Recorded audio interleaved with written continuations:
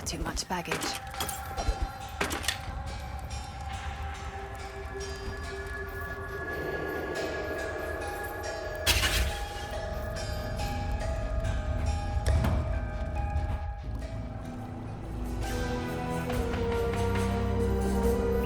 Need something?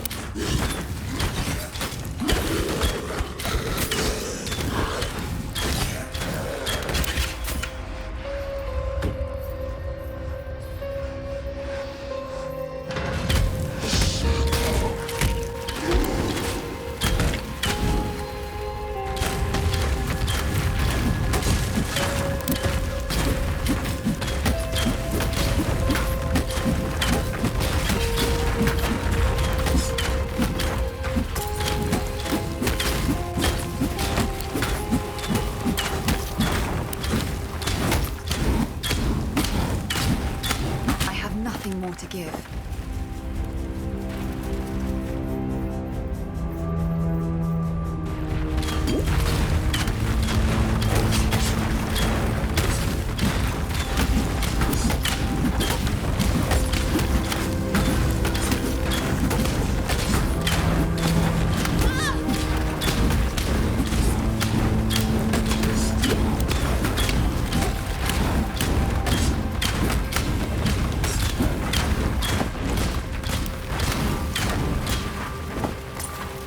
Far too much baggage.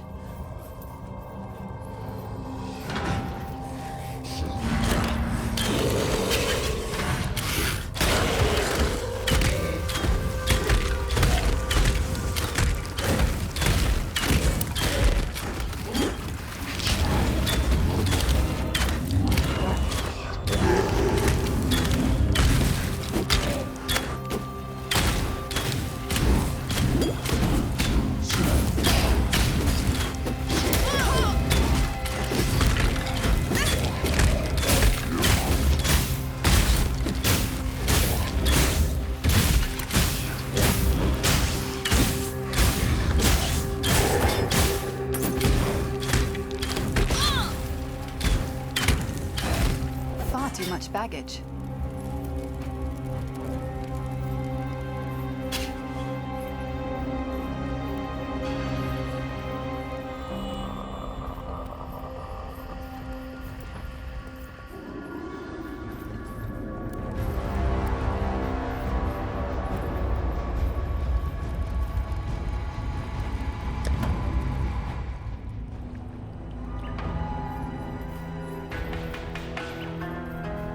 What is it?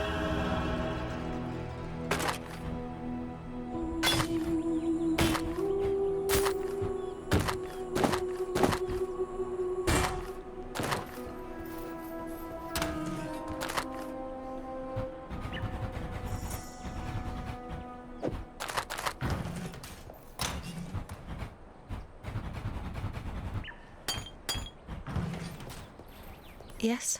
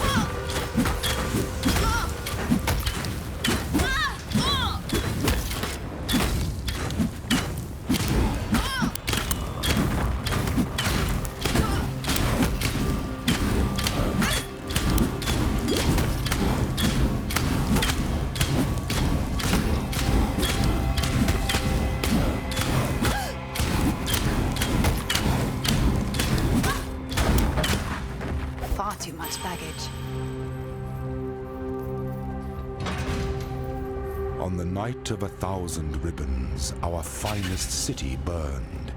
It burned with fires lit by cruelty and neglect. It burned with shame for giving the title of emperor to a man who did not deserve it.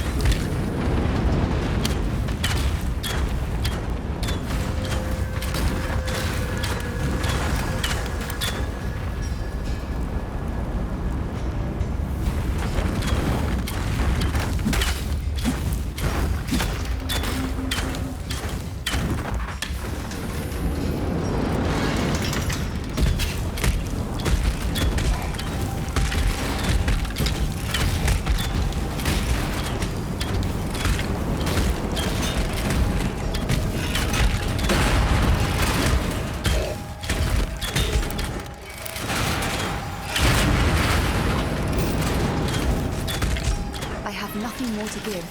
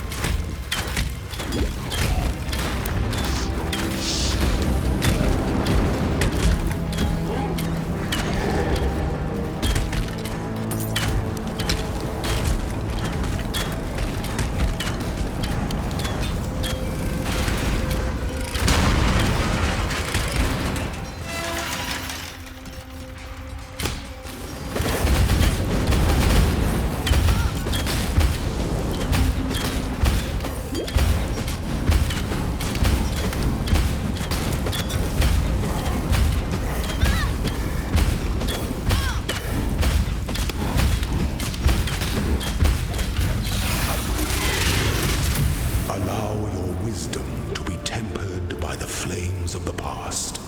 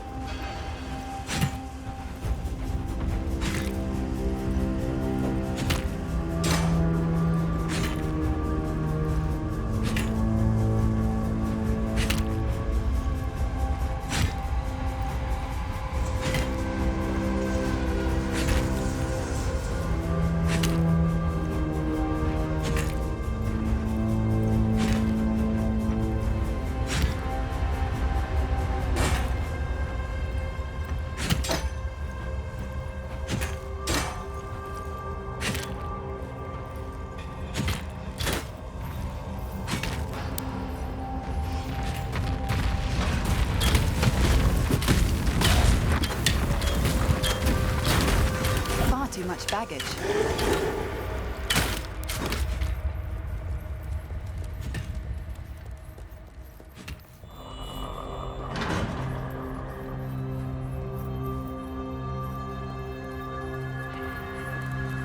I'm so glad you could make it, my lady. There are answers inside you that I'd like to see.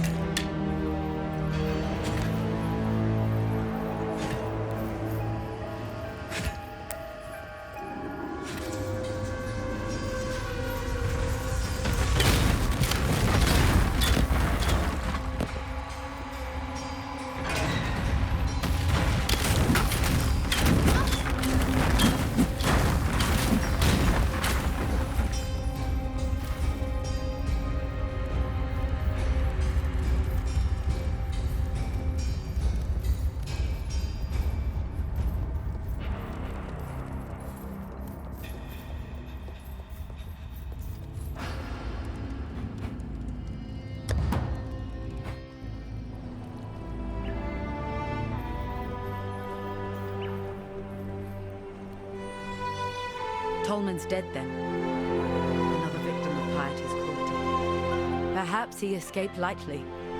Look upon Grigor to see what life entails under piety's influence. Let me offer you something, in recognition of all that you have done for us. We shall mourn Tolman's death, as we shall treasure Clarissa's life.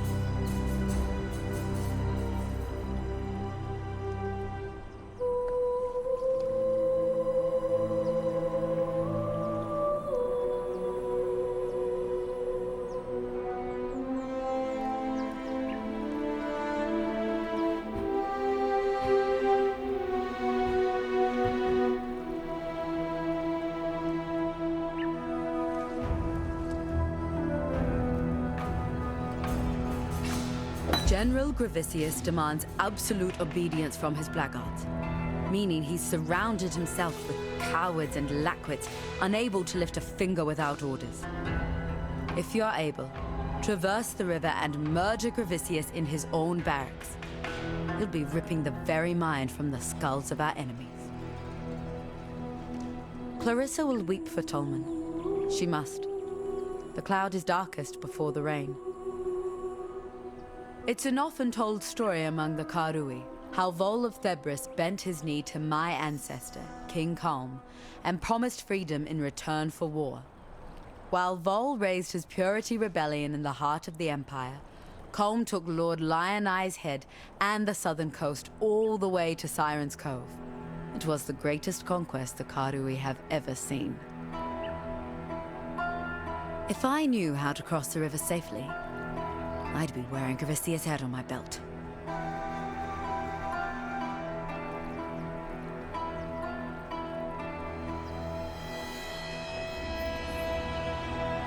I miss a boy. He was always up for a laugh, whether it was at his expense or not. But I wouldn't miss that Clarissa more. Argan's the name, by the way, and it's my honour to welcome you to dirty old Sarn, the metropolis of opportunity. The opportunity to make something of yourself, or the opportunity to have a very messy death. I was Clarissa's guardian angel back in Orith. Put food on the table in return for a bit of light work. I try to keep her out of trouble as best I can here, but Sarn's full of secrets, and Clarissa's full of curiosity. She's just so ample, is our Marimore. In my mind, you'll find no saucier specimen of womanhood. It's the tattoos and that fancy talk she does. Intoxicating. She's a cool one, though. Gravicius is the mailed and bloodied right hand of Dominus. And I thought the Templar were meant to be spiritual men of deepest humanity. You notice the sarcasm in my tone, right? Had to smuggle a fellow out of Theopolis once. Got a bit too friendly with Gravicius's wife, he did. Every blackguard was out on the streets looking for him, so I had to think lateral-like. We took to the drains and didn't put our heads above the pavement until we sniffed the sea. A grubby, bloody job it was, but worth it for the coin he paid. Trust me, the sewers is the only way you'll sneak up on old General Iron Arse, and you'll need a key to get in there. Have a chat to Clarissa about that. I'm no history scholar, but I know that Emperor Chillis was overthrown by Vol of Thebris in the so-called Purity Rebellion. But Vol had the shortest reign of any internal emperor. The cataclysm's all of that.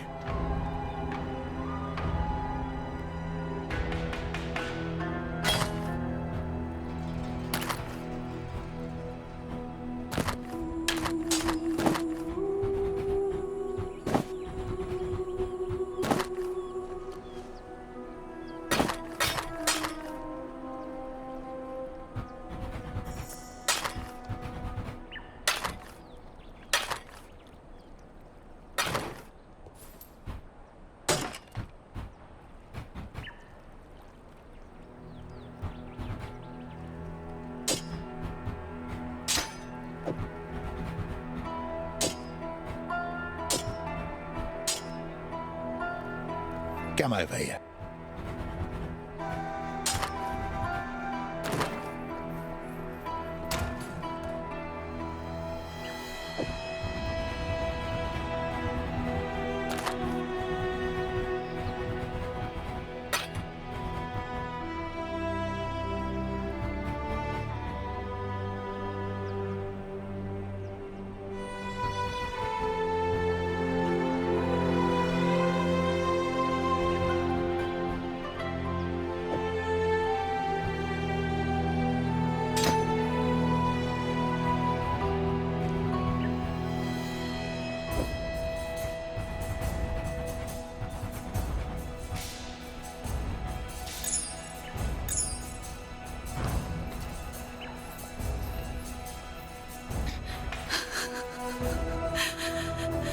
Poor Tolman.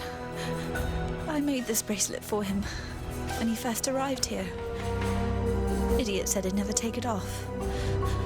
I called him a liar. He didn't, though. Not once. I need to give you something. I asked a lot of you out there in the slums. More than I should have. You tried. And that's all we exiles can ever hope to do.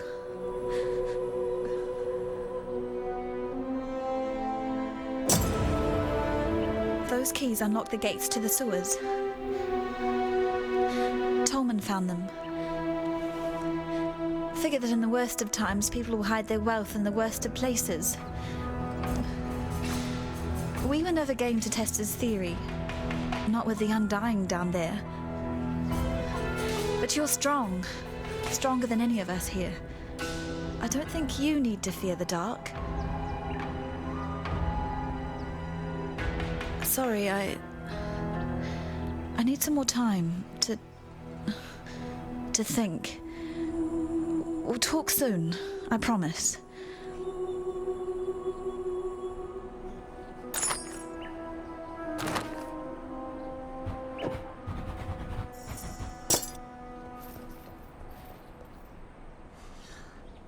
I no longer dream when I sleep. I have a nightmare. The same nightmare over and over. The mirror. It's never my reflection looking back. The first time that mirror appeared to me, it was Cole I saw. A rapist from Oriath I had the displeasure of sharing a pen with in Gravisius's stockade. Piety took him for her experiments, and that night I saw her handiwork while I slept. This time it was Tolman, flesh dried to leather, organs shrunk to husks, blood trickling through his skeleton like red dust in an hourglass. It's Piety's gift to me, that mirror. At least I won't be seeing Clarissa the next time I look into it. Make sure it's not you I see either. I walked halfway across this forsaken continent because of an ode. Of jewels and eternity, it's called. For twinkled promises of jewels and eternity, the Gemling Queen gave her heart and body to the King of Shades for one more day in the sun. The last day in the sun. That's but a portion of the full epic. The Gemling Queen lived, and she's the enigma behind the fall of the Ezomites and the Eternals both. Look to the Solaris Temple to the northeast. Find the Gemling Queen's remains before Piety does, and destroy them. Maramoa's sure of herself, and that kind of surety gets you killed in Sarn. You and all those around you. Hagen's got the right idea. Don't believe in anything that you can't trade or eat. I wouldn't rely on Hagen in a fight, and I wouldn't put too much faith in what he says. But he has one highly useful asset. His obsession with self-preservation. If Hagen deems you of use in keeping his fat self alive, he'll do almost anything for you. I tried to penetrate the Solaris Temple in the northeast. Almost got myself killed by the bloody ribbons that guard the place. Bizarre, floating tapestries they are. Creatures of cloth and thaumaturgy. Fortunately, a few legionnaires got in the way. While the ribbons eviscerated them, I ran straight into Gravisius. He dragged me over the bridge to the Lunaris Temple in the west and put me in Piety's tender care. Didn't say a single word to me the whole time. I was nothing but a spoil of war to him.